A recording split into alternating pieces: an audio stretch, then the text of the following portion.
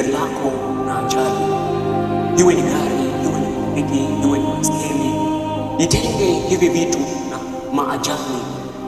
Itenge kazi yako, iwe ni kazi, iwe ni biashara, iwe ni biashara kubwa, iwe ni biashara ndogo.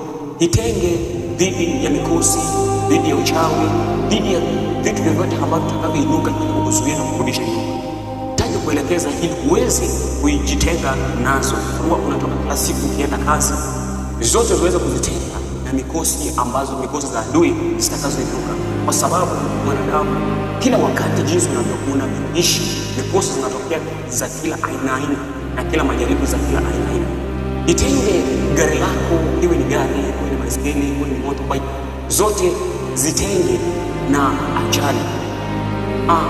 Itenge vyombo vyako katika boma lako na mikosi, anga za adui, mapepo, nguvu za uchawi zitakazoinuka, macho mbaya za watu wasio na amani ama imani katika maisha yako. Jitenge na hao watu na chukua mafuta yoyote ambayo utaweza kuyafikia ama kuyamudu. Uweza kuchukua haya mafuta yaweze kukusaidia kuweza kutenda hivi vitu. Fungua Biblia yako Kutoka 40 mstari wa 9 hadi 10. Mungu anasema wakati utakaponyunyizia hivi vitu madhabahu yako pamoja na vyombo mafuta, vitakuwa vitakatifu sana. Na wewe unapoamua kufanya hili, lifanye kwa imani na unafanya kwa jina la Yesu Kristo.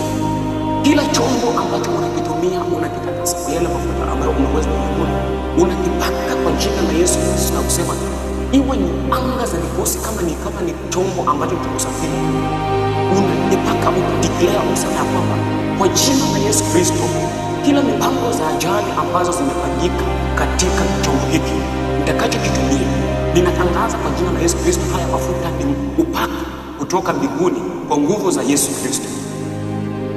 Chombo chochote ambacho unakitumia, hinenea kwa jina la Yesu Kristo juu ya hayo mafuta, na uwe na imani kwa kila chochote utakachokifanya na kitaweza kutimia, na nguvu za Mungu zitaguza hicho chombo na hakuna chochote kitakachotokea. Iwe ni macho mbaya ambazo wanatazama vyombo, kwa sababu kila wakati unaweza fanya kitu ama unaweza nunua chombo chochote, lakini sio kila mtu atapenda. Kuna roho mbaya ambazo zitaanza kutokea, kuna roho ambazo zitaanza kuinuka juu ya chombo ambacho umekinunua ama chombo ambacho umiliki, na kupitia hii mafuta itakuwa kinga na nguvu katika chombo chako. Jinsi utakavyokuwa kusafiria, Mungu atakuwa pamoja na wewe, kwa sababu kuna wakati mwingine inakubidi uweze kuomba wakati unatoka kwa nyumba ama popote wakati unahitaji kusafiri, lakini sisi